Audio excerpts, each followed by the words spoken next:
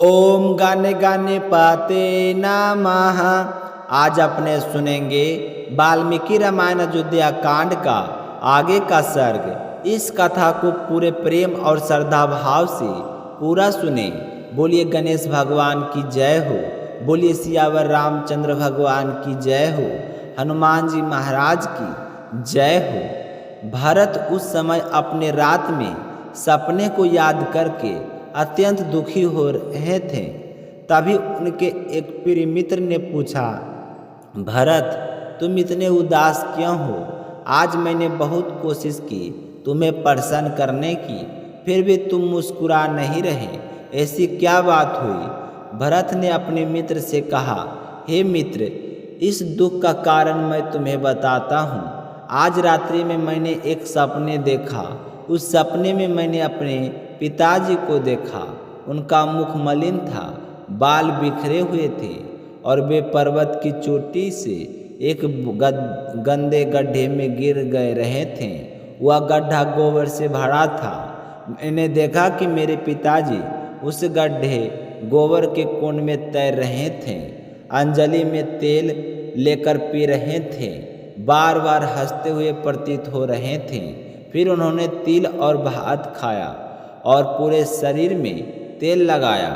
उसके बाद सिर नीचे करके तेल में गाते लगाने लगे। सपने में मैंने यह भी देखा कि समुद्र सूख गया, चंद्रमा पृथ्वी पर गिर पड़े और सारी पृथ्वी अंधकार से ढक गई। जिसे हाथी पर मेरे पिताजी सवार थे, उसका दांत टूट गया। पहले प्रज्वलित हुई, आग बुझ गई, पृथ्वी फट गई, वृक्ष सूख गए और पर्वत ढह गए और उनमें धुआं निकल रहा था। काले लोहे की चौकी पर महाराज दशरथ बैठे थे। वे काले वस्त्र पहन रखे थे और उनके ऊपर काले व पिंगल वर्ण की स्त्रियां पहाड़ कर रही थी।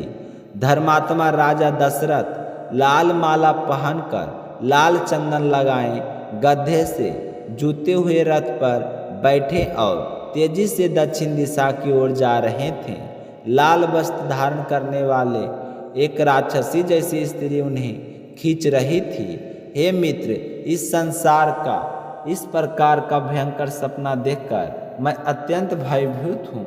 मुझे लगता है कि इसका फल यही होगा कि श्री राम, महाराज दशरथ अथवा लक्ष्मण में से किसी की मृत्यु अवश्य होगी। मेरे मन में भय प्राप्त हो गया है।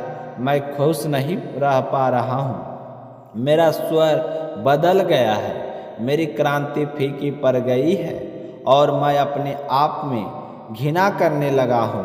अभी भरत अपने मित्रों में इस सपने का विस्तार से वर्णन कर रहे थे कि थके हुए वे दूत उस रमणीय राजगृह में पहुँचे। नगर में पहुंचकर वेदांतों ने महाराज केकरी और राजकुमार भरत का सत्कार किया। वे दूतों ने कहा, हे कुमार, हमारे द्वारा लाए गए वस्त्र और आभूषण आपके लिए है, आपके मामा के लिए है, कृपया इन्हें ग्रहण करें। तो भरत ने वे सभी बहुमूल्य वस्तुएं अपने मामा और नाना को भेंट कर दी।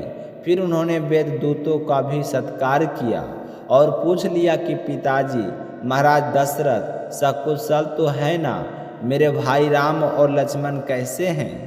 माता कौशल्या का स्वास्थ्य ठीक है ना? मेरी मझली माता सुमित्रा कैसी है? और मेरी उग सौभाग्य वाली माता कैकेयी को कोई कष्ट तो नहीं हुआ?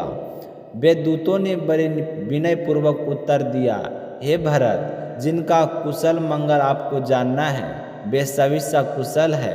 हाथ में कमल लिए माता लक्ष्मी आपका वरण कर रही है। आपको शीघ्र ही यात्रा के लिए तैयार होना चाहिए। तो भरत ने कहा, मैं अपने नाना से पूछता हूँ, क्या आज्ञा है? यदि आप कहते हैं तो मैं तैयार होकर उनके साथ चल पड़ूंगा। इतना कहकर भरत ने अपने नाना के पास गए और बोले, हे नाना, दूत मुझे लेने आए हैं और मैं उनके कहने पर पिताजी के पास जा रहा हूँ। पुनः जब आप मुझे याद करेंगे तो मैं लौट आऊँगा। तो नाना कैकेयी ने भरत का मस्तक चूमते हुए कहा, बेटा जाओ, मैं तुम्हें आज्ञा देता हूँ कि तुम अयोध्या पहुँचकर अपने माता पिता को मेरा सकुशल का मंगल कह देना और साथ में अपने पुरोहित जी और अन्य श्रेष्ठ ब्राह्मणों से भी अभिवादन कर देना। इसके आगे क्या हुआ यह सुनेंगे कल के अगले सर्ग में। यह थी आज की कथा। तो उम्मीद करते हैं आप सभी भक्तों को यह सर्ग जरूर पसंद आया होगा।